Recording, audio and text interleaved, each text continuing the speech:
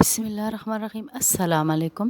ایک مسنون دعا اور ایک حدیث کے ساتھ حاضر ہے۔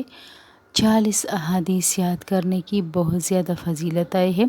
حضور صلی اللہ علیہ وآلہ وسلم نے فرمایا، جو شخص میری امت کے فائدے کے واسطے دین کے کام کی 40 احادیث یاد کرے گا اور لوگوں کو سنائے گا تو قیامت کے دن اللہ تعالیٰ اسے عالموں اور شہیدوں کی جماعت میں اٹھائے گا اور اللہ تعالیٰ اسے فرمائے گا کہ تو جس دروازے سے چاہے جنت میں داخل ہو۔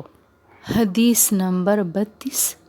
افضل الاعمال لا الہ الا اللہ و افضل الدعاء الاستغفار۔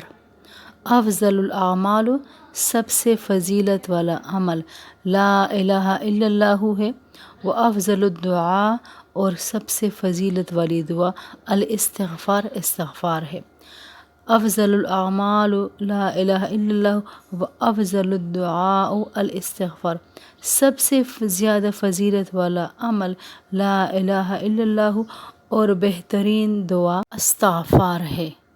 آج کی مسنون دعا، غسل کے ارادے سے واشروم جانے سے پہلے کی دعا۔